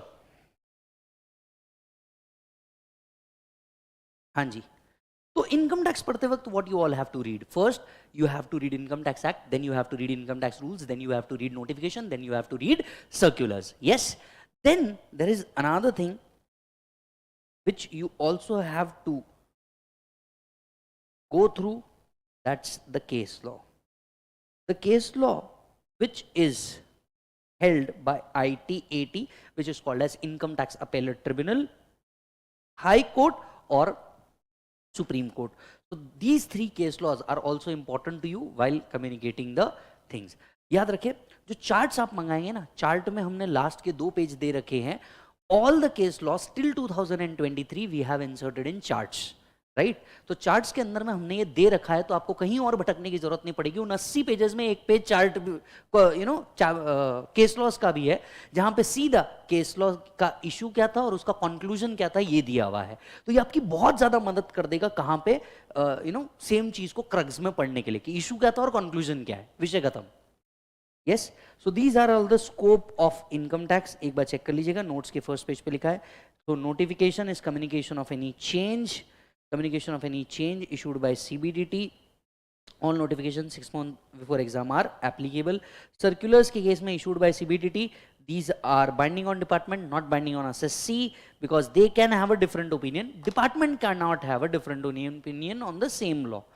फिर जुडिशियल अपडेट्स कहाँ के, आईटैट, हाई कोर्ट, सुप्रीम कोर्ट, ये 3 जुडिशियल अपडेट्स हमें देखने पड़ेंगे. अच्छा जी सर, हाँ, उम्मीद कर रहा हूं सर आपको मजा आ गया होगा, और अगर मजा आ रहा है तो इस वीडियो पे आपको जल्दी से 500 लाइक्स तक के पहुंचाना है और अपने दोस्तों के साथ इसे शेयर करना है. ऐसा मुझे मेरी मार्केटिंग टीम ने बोला, मेरे को नहीं पता, मेरे को बोलना है, मतलब बोलना है बस, ठीक है. तो सर ताकि हमें भी इस मेहनत का थोड़ा सा फल मिल सके, अब बढ़ते हैं आगे. चलो इंटरलिंकिंग करते हैं, यहां तक एक बार क्विक रिवीजन करते हैं, ठीक है. एक्ट कैसे बनता है, bill, both house of parliament, president assent, act. Constitutional validity, income tax आया कहां से, आर्टिकल 265 ने पावर दिया, भैया no taxes can be levied और collected except by authority of law. तो लॉ मतलब कोई एक्ट होना चाहिए, अथॉरिटी मतलब कौन पास करेगा किसी भी लॉ को, या तो पार्लियामेंट या तो प्रेसिडेंट. तो भैया ये पार्लियामेंट के थ्रू पास हुआ है. अच्छा जी, फिर बात निकली टैक्सेस की, तो हमें पता चला 2 तरीके के टैक्सेस थे, है और रहेंगे भी. टैक्सेस में 3 चीजें हम लोग जब भी टैक्स डिस्कस करते हैं, हम लोग 3 चीजें डिस्कस करते हैं, टैक्स, सरचार्ज एंड सेस. फिर हमने बात करी टैक्स कलेक्शन का जो पावर है ये यूनियन के पास है, लेकिन एग्रीकल्चर इनकम पे टैक्स कलेक्ट करने का पावर स्टेट के पास है. फिर हमें पता चला हमारा प्रीवियस ईयर जो हमारे अटेम्प्ट के लिए है, और ये कहां से आया, बजट के लॉजिक से आता है. बजट क्या करता है सर, 2 तरीके का बजट है, 2024 में भी बजट आएगा, वो आपके काम का नहीं, भले ही आपका अटेम्प्ट 2024 में है. यस, उसका लॉजिक क्या था, डीटी के जो अमेंडमेंट होते हैं वो first day of next year से एप्लीकेबल होते हैं, क्योंकि हमें जो टैक्स पे करना होता है वो असेसमेंट ईयर में पे करना होता है, जबकि आईडीटी के अमेंडमेंट उसी रात से एप्लीकेबल होते हैं. यस, तो ये एक और चीज है. इनकम टैक्स पढ़ते वक्त हमें कई चीजों का ध्यान रखना है, act, rules, notification, circular and case law, इन सब चीजों को मिलाओगे तो आप इनकम टैक्स पढ़ पाओगे. चलिए मालिक, यहां तक के कंप्लीटेड है, good to go ahead. Yes, अच्छा जी, आप में को अगर कहीं कोई डाउट होगा ना तो इस वीडियो के नीचे भी लिख दीजिएगा. मैं श्योर तो नहीं कहता, पर कुछ कुछ के मैं शायद रिप्लाई कर पाऊँ. मैं क्योंकि श्योर नहीं कहता, क्योंकि अदर लेक्चर्स भी है, रिकॉर्डिंग भी है, नहीं पॉसिबल हो पाता है. तो मैं कुछ के जरूर करने का ट्राई करूंगा. नहीं तो जो अपन टेलीग्राम ग्रुप अपना बना रहे हैं, राइट, जो अपन क्या बना रहे हैं, टेलीग्राम ग्रुप अपना बना रहे हैं, उसमें मैं ट्राई करूंगा कहीं ना कहीं ये सॉल्व हो जाए, कहीं ना कहीं ये इजीली अवेलेबल हो जाए, ताकि एक दूसरे की क्वेरीज आप सॉल्व कर पाए. यस सर, अच्छा जी, चेक करिए, मैं चलता हूं नेक्स्ट कंसेप्ट के ऊपर. सेक्शन 1 तो हमने देख लिया, the act is applicable to whole of India. अब हम चलते हैं कहां, सेक्शन 4. मैं चाहता हूं ये भी आप मेरे साथ लिखें.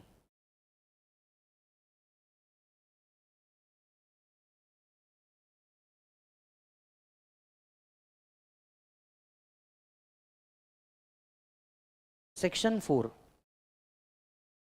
Basis of charge.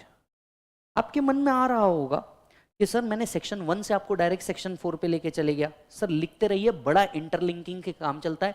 जिन बच्चे ने मेरे साथ पहले फाइनल या इंटर पढ़ा है उनको पता है कि सब इंटरलिंक्ड है, तो उनको ऑलरेडी पता है. अगर आप पहली बार मेरे साथ पढ़ रहे हैं तो सर टेंशन मत लीजिए, जैसे लेके जाना लेके जाइए, अंत में आप खुद बोलोगे कि सर कमाल किया.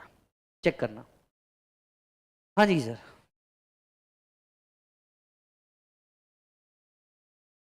Basis of charge.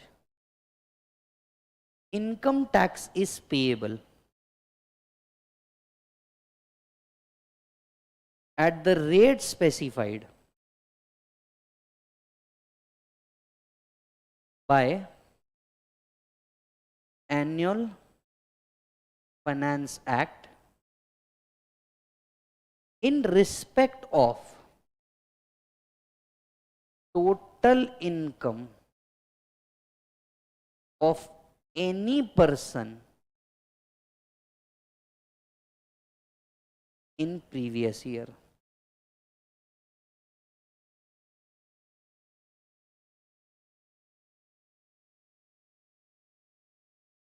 Income tax is payable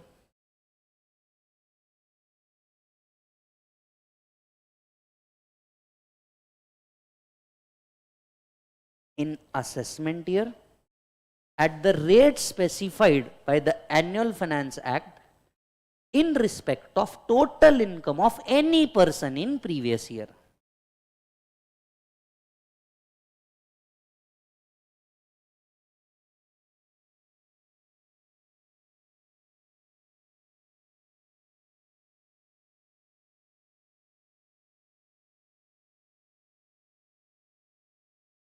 done है? चलिए, तो हम सेक्शन 1 से 4 पे गए, जहां हमें पता चला income tax is payable in assessment year at the rate specified by annual finance act in respect of total income of any person in previous year। एक एक चीज को तोड़ तोड़ के पढ़ेंगे। अब ऐसे शब्द जो हमें पता ही नहीं है, लेट्स अज्यूम हमें ये पता ही नहीं है, कौन कौन से सर? पहला रेट ऑफ इनकम टैक्स, ठीक है सर। दूसरा sir previous year and assessment year, ये तो हमें पता ही नहीं है सर। लेट अस अज्यूम हमें पता ही नहीं है सर। सर टोटल इनकम नाम का भी कोई कॉन्सेप्ट होता है, तो टोटल इनकम भी हमें पता नहीं है, let us assume, right, of any person, तो एनी पर्सन भी आपको पता नहीं है। तो डेफिनेशन से और कई वर्ड निकल करके बाहर आए। पहला, इनकम टैक्स इज पेएबल, कब पे करना है? असेसमेंट ईयर में। किस रेट पे? जो फाइनेंस एक्ट ने दिया है, एनुअल फाइनेंस एक्ट ने दिया है, उस रेट पे करना है, ठीक है, इन respect of total income of any person in previous year. अगर मैं इसे हिंदी में साम शब्दों में आम आदमी की भाषा में समझाना चाहूं, हमें इनकम टैक्स पे करना है असेसमेंट ईयर में उस रेट पे जो फाइनेंस एक्ट में दिए हुए हैं, किसी भी व्यक्ति की टोटल इनकम पे जो उसने प्रीवियस ईयर में कमाई है। मतलब जो प्रीवियस ईयर में किसी भी व्यक्ति ने टोटल इनकम कमाई है, उस पे हमें टैक्स देना है असेसमेंट ईयर में उस रेट पे जो एनुअल फाइनेंस एक्ट के अंदर में दी हुई है, ठीक है। एक एक वर्ड को तोड़ेंगे। सबसे पहले समझते हैं ये पर्सन कौन है, मतलब who all are the person covered under the income tax act. चलिए, पर्सन का डेफिनेशन आपको याद होगा, वही अपना इंटर वाला डेफिनेशन है। पर्सन के अंदर में 7 लोग थे, individual, HUF, firm, company, AOP, BOI, local authority, AJP। Come on everyone, 7 लोग। और मैं उम्मीद कर रहा हूं इन सबके डिटेल आपको कहां दिए गए होंगे, इंटर के अंदर में दिए होंगे, तो मैं इसके बहुत ज्यादा डिटेल में अभी नहीं जा रहा। तो 7 तरीके के person, individual means a natural person, HUF Hindu undivided family, firm includes LLP, जहां जहां पे भी फर्म आएगा LLP भी आएगा। लेकिन इनकम टैक्स में 2 ऐसे सेक्शन है जहां पे फर्म में LLP नहीं आता। प्लीज मेरी इस बात को बड़े ध्यान से सुनिए। Individual, HUF, firm includes LLP। पूरे इनकम टैक्स में जहां जहां पे भी फर्म लिखा हुआ है, all such places also mean and include LLP. But my friend, there are 2 sections where firm do not include LLP. These 2 sections are 44AD and 44ADA. PGBP पढ़ते वक्त 2 सेक्शन आते हैं, 44AD, 44ADA, जहां पे firm में LLP नहीं आता, बराबर है। तो वहां पे फर्म का मीनिंग सिर्फ फर्म है, LLP नहीं है। तो individual, HUF, firm, LLP, firm includes LLP except for 2 section. Company में यहां पे दोनों तरह की कंपनी है, domestic company as well as foreign company. Company, local authority, AOP, BOI and AJP। तो इधर आइए, पर्सन का मीनिंग हम लोग देखते हैं, नोट्स में बहुत प्यार से लिखा हुआ है। The definition is given under section 2 subsection 31 to 31 person. Yes, person includes individual, HUF, company, firm includes LLP, except for section 44AD, 44ADA, AOP, BOI, local authority and AJP. Yes or no? AOP, BOI, local authority and AJP. अच्छा sir लेकिन अगर आप ध्यान से सुनेंगे, हम income tax में offices में भी वर्ड यूज पर्सन नहीं करते। हम ऑफिसेज में जो वर्ड यूज करते हैं वो असेसी करते रहते हैं। क्या करते रहते हैं? असेसी। चैप्टर नंबर 1 में ये बहुत इंपॉर्टेंट डेफिनेशन है असेसी की। पर्सन तो आपने देख लिया सर, असेसी क्या है ये समझना आपके लिए बहुत जरूरी है। तो मैं चाहता हूं आप नेक्स्ट चीज लिखे असेसी, पर ये रजिस्टर में लिखें। पर्सन वर्ड कहां कवर था सर? पर्सन वर्ड कवर था सेक्शन 2 सबसेक्शन 31, सेक्शन 2 सबसेक्शन 31।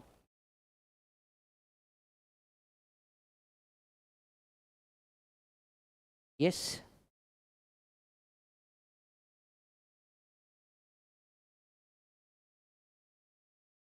चलिए अब असेसी मतलब क्या होता है,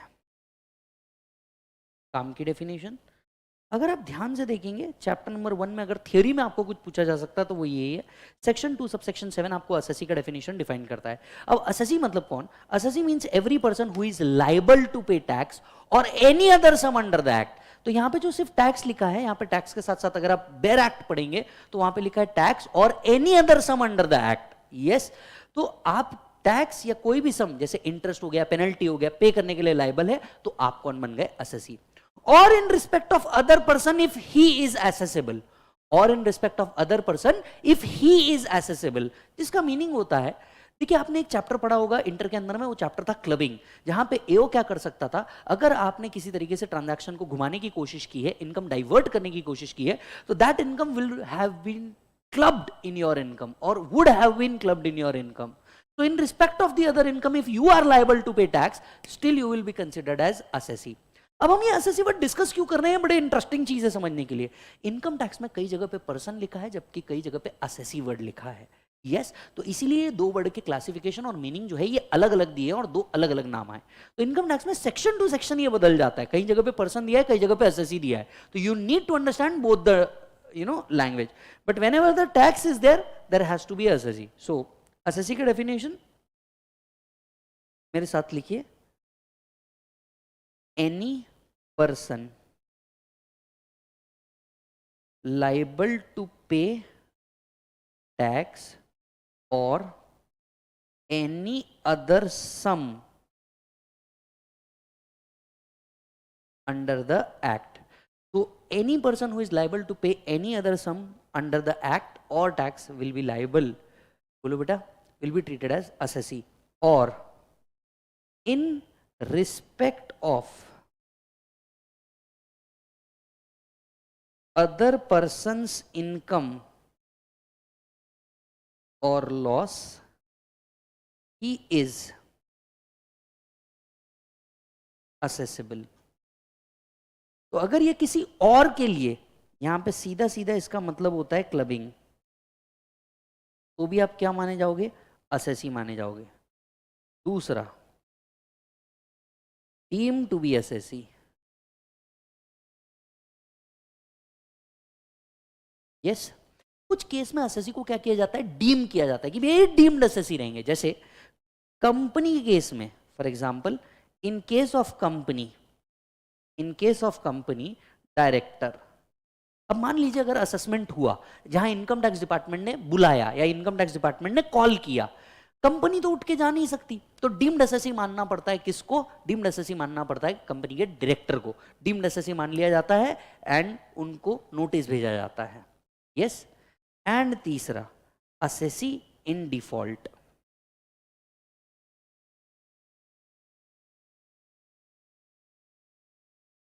assessee in default.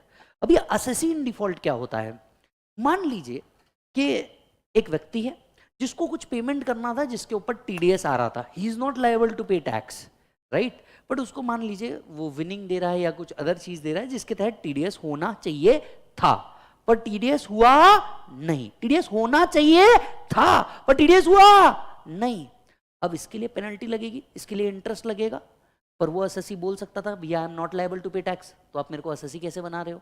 Deemed assessee का कॉन्सेप्ट उसके ऊपर एप्लीकेबल ही नहीं है. इसलिए तीसरा कॉन्सेप्ट लेकर के आए, assessee in default.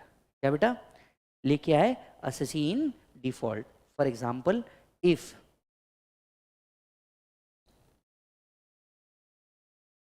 Failed to deduct TDS, तो अगर आप टीडीएस डिडक्ट करने में फेल हो गए तो आप माने जाएंगे assessee इन डिफॉल्ट, और आपको क्या कहा जाएगा? assessee कहा जाएगा. तो सेक्शन 2 सबसेक्शन 7 आपको assessee की डेफिनेशन देता है. थ्योरी में assessee की डेफिनेशन आपके काम की है. मोस्ट ऑफ द जो टेस्ट पेपर्स कंडक्ट किए जाते हैं, ये एक डेफिनेशन ऐसा होता है जो जरूर पूछा जाता है एग्जामिनेशन के अंदर में, तो इसको इंपॉर्टेंट मार्क करिए. ये आपने इस रजिस्टर में लिखा है, मतलब अब ये इंपॉर्टेंट ही है. अच्छा सर, तो ये हो गया आपका assessee. सो पर्सन में कितने लोग आते हैं? 7. assessee में टेक्निकली 3 बातें आती है. पहली, person who is liable to pay tax, deemed to be assessee, and assessee who is in default. ये कौन माने जाते हैं? assessee माने जाते हैं. चलिए इधर आओ, सेक्शन 4 पे वापस आते हैं. सेक्शन 4 कहता था कोई भी पर्सन. हाँ, तो पर्सन वर्ड हमने कवर कर लिया सर. यस, कवर कर लिया.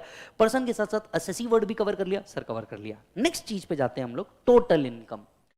Wow, a great word. क्या चीज बेटा? Total income. यस. अब ये टोटल इनकम क्या होती है? ध्यान से सुनिए.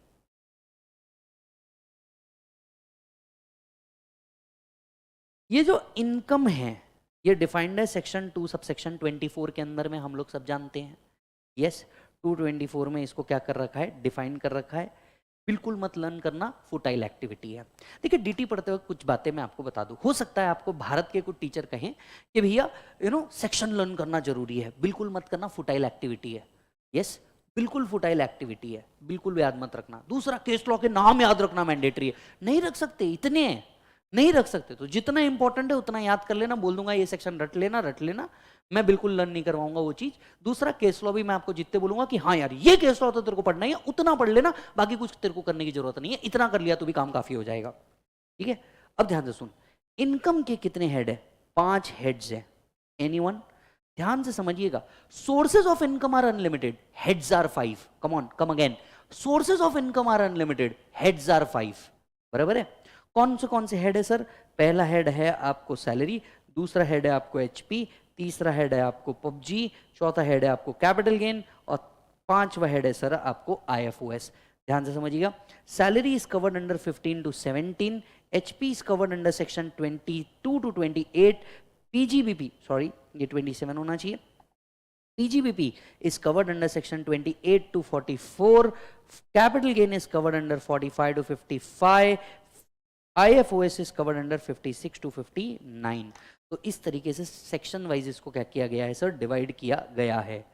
तो जो आपकी इनकम है, इनकम को आप कितने हेड्स में बांटते हैं सर? 5 हेड्स के अंदर में बांटते हैं, salary, HP, PGBP, capital gain, other sources. अब बड़े ध्यान से सुनिएगा, जितने बच्चे नवंबर से मई 24 में आ रहे हैं, नया जो आपका मॉड्यूल आया है, जो आपको आईसीएआई ने दिया है, उसमें सैलरी और एचपी हेड गायब कर दिया है।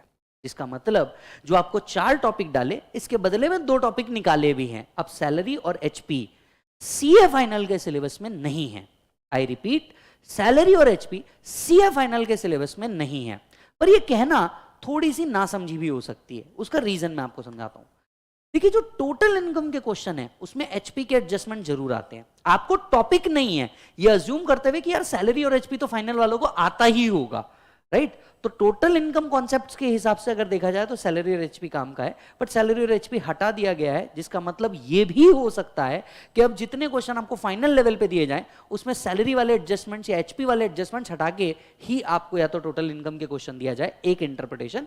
या दूसरा इंटरप्रिटेशन ये भी करेक्ट है कि यार सैलरी और एचपी के जो एडजस्टमेंट्स है वो तो बच्चे से एक्सपेक्टेड ही है, उतना तो फाइनल वाला बच्चा कर ही लेगा, तो वो आपको दिया गया है। तो आपको सैलरी और एचपी नहीं है, बाकी पीजीबीपी, कैपिटल गेन, आईएफओएस आपके सिलेबस में दिया गया है। अच्छा सर आपको 2 बातें और समझनी पड़ेगी। एक कंसेप्ट होता है आपका ग्रॉस टोटल इनकम, एक कंसेप्ट आपका होता है ग्रॉस टोटल इनकम, दूसरा कंसेप्ट आपका होता है टोटल इनकम। टोटल इनकम को हम एक और शब्द से जानते हैं, taxable income. Yes, total income को हम एक और शब्द से जानते हैं, टैक्सेबल इनकम। अब दोनों के बीच में डिफरेंस क्या है, ये मैं आज ही आपको सिखा रहा हूं, क्योंकि आगे चल के जब मैं एक्सप्लेनेशन दूंगा तो आपको कुछ बातें क्लियर होनी चाहिए। ग्रॉस टोटल इनकम का मतलब होता है आपकी 5 हेड्स से आने वाली इनकम, यानी आपकी 5 हेड्स की इनकम को मिलाइए, इसमें ऐड कीजिए आपके क्लबिंग प्रोविजन को, लेस कीजिए आपके losses that is set of को, राइट? तो आपको मिल जाएगा आपकी gross total income. So what is gross total income? Income before claiming chapter 6A deduction. Income before claiming chapter 6 deduction, उसको हम कहते हैं ग्रॉस टोटल इनकम। मतलब आपकी 5 हेड की इनकम प्लस अदर इनकम जो आपके हाथ में क्लब होने वाली वो ऐड किए जाएंगे, जो लॉसेस है, राइट, सेट ऑफ जो होंगे, लॉसेस को सर आप सेट ऑफ कर दीजिए, और जो आपकी इनकम बनेगी उसको हम कहेंगे ग्रॉस टोटल इनकम। अब बनता है टोटल इनकम। टोटल इनकम कैसे निकालेंगे सर? बड़ा सिंपल है, ग्रॉस टोटल इनकम को पकड़ेंगे, ग्रॉस टोटल इनकम में से माइनस कर देंगे deduction in chapter 6A। Chapter 6A के डिडक्शन को क्या कर दिया जाएगा सर? माइनस कर दिया जाएगा, जो बच जाएगी वो बच जाएगी टोटल इनकम। याद रखें, वी पे टैक्स ऑन टोटल इनकम।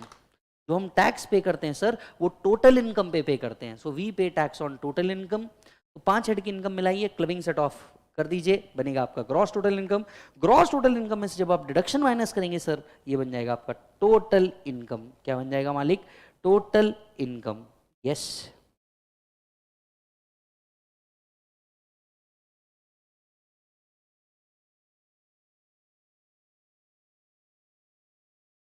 चलिए तो यू पे टैक्स ऑन टोटल इनकम। तो यहां सेक्शन 4 में वापस आते हैं, क्या लिखा है? Total income. पर मैंने आपको साथ साथ में क्या बताया? ग्रॉस टोटल इनकम, इंटरलिंकिंग, ध्यान से समझना।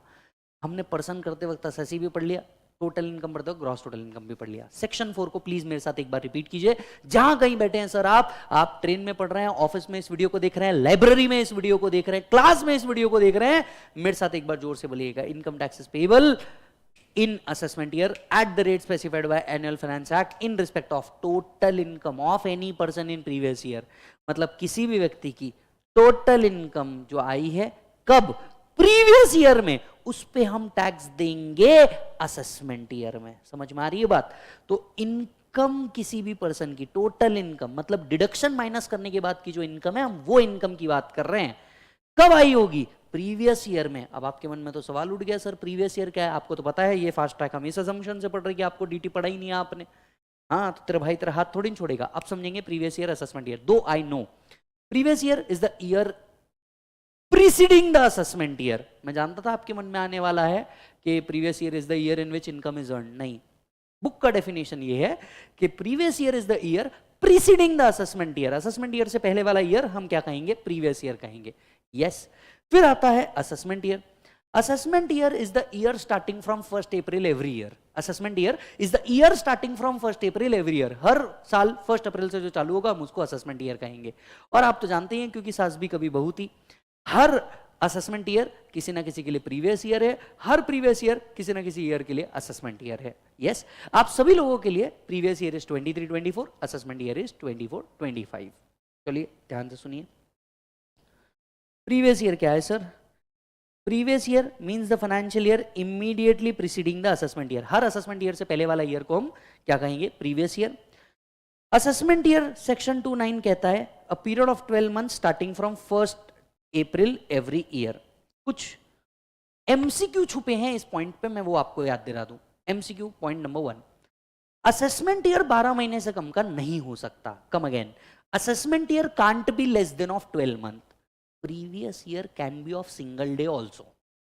प्रीवियस ईयर 12 महीने से कम हो सकता है, because any financial year preceding the assessment year is preceding year, sorry, preceding the assessment year is previous year. तो प्रीवियस ईयर जो है ये आपका 12 महीने से कम का हो सकता है, असेसमेंट ईयर 12 महीने से कम का नहीं हो सकता।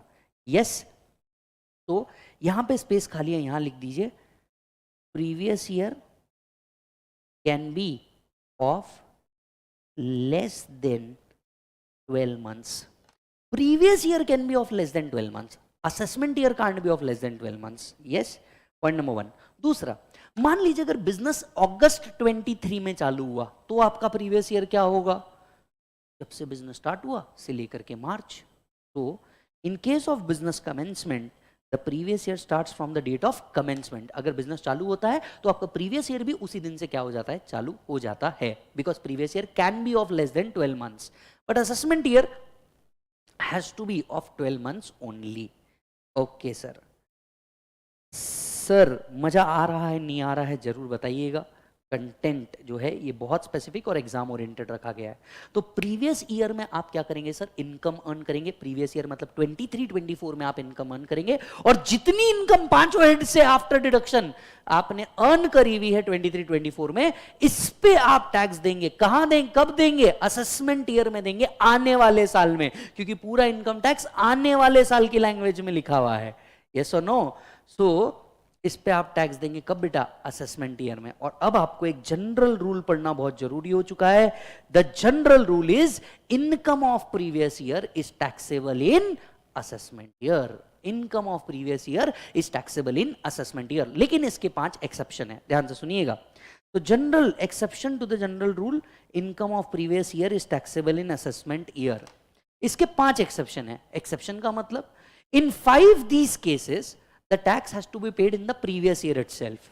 So for these 5 cases your previous year is equal to your assessment year and you need to pay the taxes in previous year itself. What are all those cases?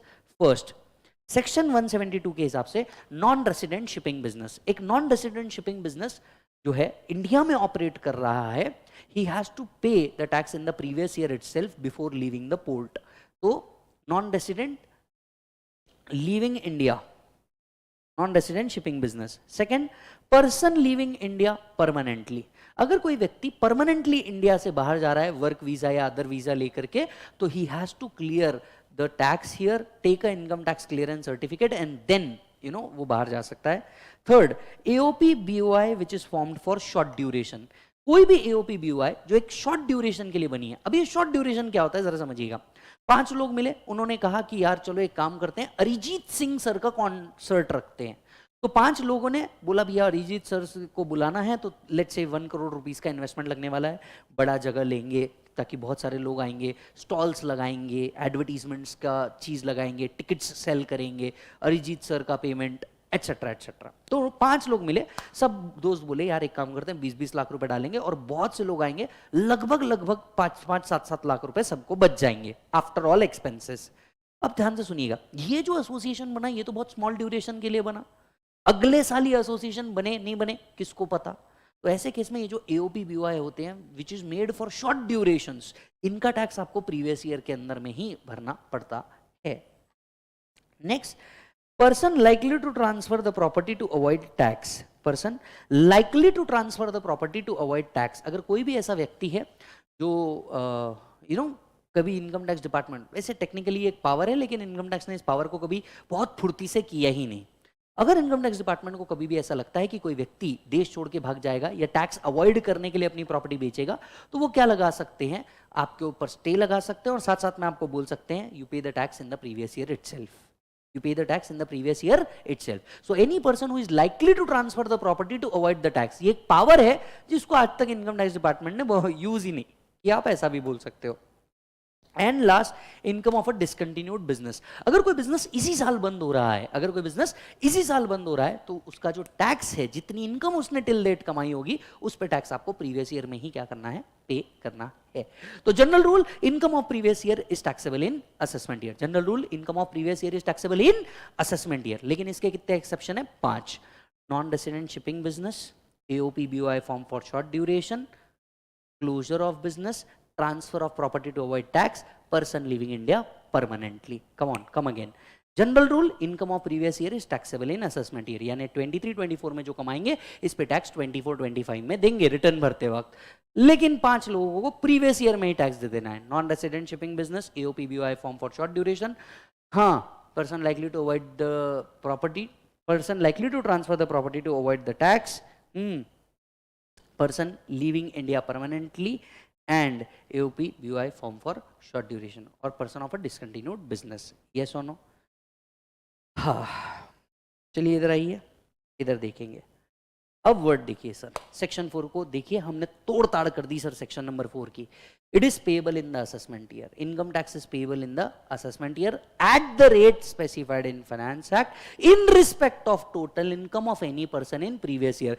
किसी भी व्यक्ति की टोटल इनकम जो उसने previous year में कमाई है, इस पे टैक्स देंगे असेसमेंट ईयर में, उस रेट पे जो फाइनेंस एक्ट में लिखा है। क्या बेटा, उस रेट पे जो फाइनेंस एक्ट के अंदर में लिखा है, उस रेट पे जो फाइनेंस एक्ट के अंदर में लिखा है।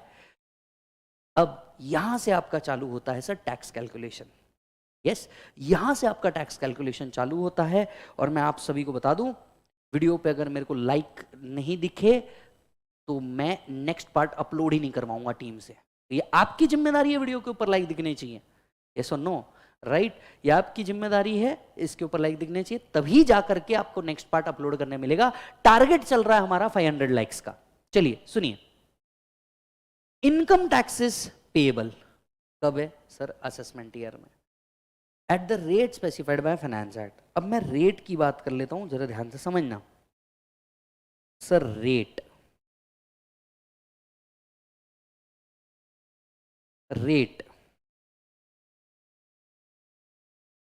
Sir, there are 2 schemes. पहले ये समझिए, ओल्ड स्कीम और न्यू स्कीम। इसका पूरा हिस्ट्री आज आपको समझना जरूरी है। वो बच्चे बहुत ही ज्यादा ध्यान से सुने जो नवंबर 23 के थे और मई 24 में आ रहे हैं।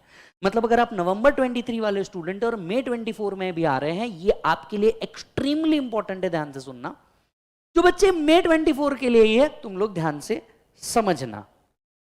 सो देखिए टिल 2023 ऐसा होता था, देयर वर टू स्कीम। एक था आपका ओल्ड स्कीम, जहां पे जो टैक्स पे होता था आप सभी जानते हैं वो स्लैब रेट से पे होता था। एवरीबॉडी, आप सब लोगों ने इंटर में किया होगा, नवंबर 23 वाले हो तो समझ जाओगे, जो स्लैब रेट से पे होता था। देन 2019 एंड 20 ऐसे 2 सालों के अंदर में आप सभी को पता है ऑल्टरनेटिव टैक्स स्कीम्स आई थी। क्या आई थी?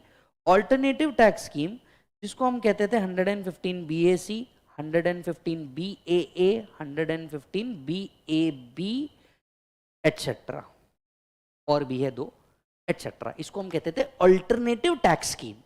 मतलब जो व्यक्ति रिटर्न भरता था, या तो वो ये ऑप्शन सिलेक्ट करता था जहां पे वो full deduction and exemption claim करता और हायर रेट पे टैक्स पे करता। कम ऑन, यस, वो ओल्ड स्कीम के अंदर में क्या करता? Full deduction and exemption claim करता और हायर रेट पे टैक्स भरता। अल्टरनेटिव टैक्स स्कीम, उसके पास एक ऑप्शन था, अल्टरनेटिव टैक्स स्कीम उसके पास एक ऑप्शन था, wherein some deduction and exemption have to be sacrificed to get the lower tax rate. Yes, so what was the major difference between the old and the new syllabus, old and the new scheme? Old scheme says take deduction, take exemption, pay higher rate. Alternative tax scheme, which was launched in 1920, says leave certain deduction, leave certain exemption which are mentioned in those section and pay the tax at a lower rate. Till 2023 this was the system.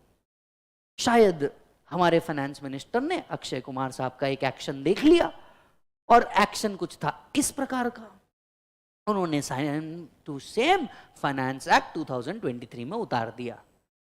अब क्या हो चुका है? जो alternative tax scheme था ये बन गया आपका डिफॉल्ट टैक्स स्कीम। ध्यान से सुनना, अब ये जो बच्चे मई 24 दे रहे हैं, नवंबर 23 से आए हैं, इस ब्रिज को जरा समझो। अब ये आपका डिफॉल्ट टैक्स स्कीम हो गया, जिसका मतलब unless otherwise specified, unless otherwise specified, आपका जो टैक्स कैलकुलेशन होगा वो इन स्कीम के हिसाब से होगा। अनलेस अदरवाइज स्पेसिफाइड, जो आपका कैलकुलेशन होगा, जो आपका कैलकुलेशन होगा वो इन स्कीम के हिसाब से होगा। और इसको बना दिया ऑप्शनल, और इसको क्या बना दिया? ऑप्शनल टैक्स स्कीम बना दिया। मतलब गजब। इसलिए मैंने आपसे कहा जो आपकी पुरानी बुक है बिंदास उठाओ और दे दो, अब वो कोई काम की नहीं रही, क्योंकि जो टैक्स कैलकुलेशन थे वो बिल्कुल स्वाइप हो गए। जो ओल्ड स्कीम थी अब वो ऑप्शनल बन गई, और जो न्यू स्कीम थी वो डिफॉल्ट स्कीम बन गई। समझ रहे हो बात को? तो अब आपको बार बार ये ध्यान रखना पड़ेगा। हाँ तो सर उसमें क्या है, हम तो टैक्स निकाल लेंगे। आप नहीं समझ रहे हैं, पुराने प्रॉब्लम उठा के बार बार दिमाग में स्ट्राइक करवाना पड़ेगा। ये अलाउ है, ये अलाउ नहीं है, ये अलाउ है, ये अलाउ नहीं है न्यू स्कीम में, और यहां पड़ जाएगा चक्कर। इंस्टीट्यूट बुलाएगी और तुम फंसोगे भी, पर आप याद रखिएगा बुलाती है मगर जाने का नहीं। इन्होंने क्या किया सर, ओल्ड स्कीम को अब अल्टरनेटिव बना दिया और न्यू स्कीम को डिफॉल्ट स्कीम बना दिया। मतलब फाइनेंस एक्ट के जो अपडेट है वो तो है ही, ये एक और बड़ा अपडेट है। समझ आ रहा है बात? तो जब हम टैक्स कैलकुलेशन करेंगे बड़े आराम से जाएंगे, बड़े प्यार से जाएंगे, ध्यान से समझना, डोंट वरी। पार्ट बी के अंदर में हम इस पर डिस्कशन करेंगे, पहले मेरे को आपको इसको समझाना है। रेट 2 प्रकार के हैं, अंडर द ओल्ड स्कीम और new scheme, irrespective of anything. ठीक है, जो टैक्स रेट है ये 2 प्रकार के हैं। एक है नॉर्मल टैक्स रेट, एक है स्पेशल टैक्स रेट। एक है नॉर्मल टैक्स रेट, दूसरा है स्पेशल टैक्स रेट। ध्यान से समझिएगा, एक है नॉर्मल टैक्स रेट, दूसरा है special tax rate. Normal tax rate ये स्पेसिफाई होता है फाइनेंस एक्ट के अंदर में। तो फाइनेंस एक्ट 23 ने ये रेट दिए होंगे। तो ये जो बजट आता है ना हर साल, बजट के शेड्यूल होते हैं, बजट के पीछे शेड्यूल होता है, शेड्यूल के अंदर में आपको ये रेट देखने को मिलता है। और स्पेशल टैक्स रेट नाम की भी एक चीज होती है, कुछ स्पेशल टाइप की इनकम पे स्पेशल रेट होता है। यस, ये स्पेसिफाई किया होता है specified in income tax act. These are specified in income tax act. For example, long term capital gain is covered under section 112. tax rate is 20%. याद आ रहा है आपको? tax rate is 20%. तो ये जो चीज है, ये रेट आपको स्पेशल रेट की कैटेगरी में आते हैं.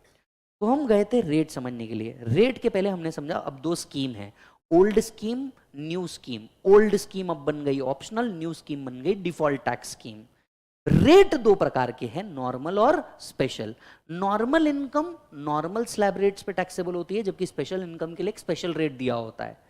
दो बातें याद रखनी पड़ेगी. नॉर्मल रेट फाइनेंस एक्ट में दिया होता है, जबकि स्पेशल रेट जो है वो इनकम टैक्स एक्ट के अंदर में दिया है. ये लाइन बड़ी होकर एमसीक्यू बनेगी. Special rate is covered under income tax act. ठीक है, income tax is covered under sorry special rate is covered under income tax act. ये क्लियर है मालिक? चलो अब हम आते हैं सेक्शन 4 पे वापस. Interlinking again. उस रेट पे जो फाइनेंस एक्ट ने दिया है, पर सिर्फ उससे ही टैक्स निकलेगा क्या? नहीं, स्पेशल रेट भी लगाने पड़ेंगे. तो हम किसी भी व्यक्ति की टोटल इनकम जो उसने प्रीवियस ईयर में कमाई है, इस पे टैक्स देंगे असेसमेंट ईयर में उस रेट पे जो एनुअल फाइनेंस एक्ट के अंदर में दिया हुआ है. Are you getting the point मालिक? यस. तो रेट मतलब कौन से हो गए? Normal plus special. अब इसके ऊपर डिस्कशन करना होगा, नॉर्मल कैसे निकालते हैं, स्पेशल कैसे निकालते हैं. अगले पार्ट के अंदर में हम लोग क्या करने वाले हैं, that is lecture 1 part B के अंदर में हम लोग टैक्स कैलकुलेशन पे जाएंगे. हम पहले ओल्ड स्कीम जो आपको याद था, इतने अटेम्प्ट से आप करते आ रहे होंगे, वो हम लोग या ऑफिसेस में भी जो चल रहा है, हम लोग पहले ओल्ड स्कीम पूरा का पूरा पढ़ेंगे. और ओल्ड स्कीम से कुछ क्वेश्चन सॉल्व करने के बाद हम लोग न्यू स्कीम में जंप करेंगे और न्यू स्कीम को सॉल्व करेंगे. Are you getting the point? तो अगले वीडियो के लिए आप लोग इंतजार कीजिए. अगला वीडियो जल्दी से अपडेट हो जाएगा. जैसे ही अपनी वो 500 वाली कंडीशन सेटिस्फाई हो जाती है तो ये हो जाएगा. साथ साथ में इंस्टाग्राम पे आप फॉलो करते रहिए ताकि मैं आपको वहां पे अपडेट दे सकूं. इस वीडियो के नीचे आपको एक टेलीग्राम ग्रुप दिख रहा है, प्लीज इसको ज्वाइन कर दिए. चैप्टर नंबर 1 का पीडीएफ मैं आपको शेयर कर दूंगा. अपने दोस्तों को ये वीडियो जरूर फॉरवर्ड कीजिएगा और सर बने रहिएगा. याद रखना अपना मूल मंत्र, पढ़ो तो हद कर दो वरना प्रोग्राम रद्द कर दो. मिलता हूं आपसे पार्ट बी में. Take the break.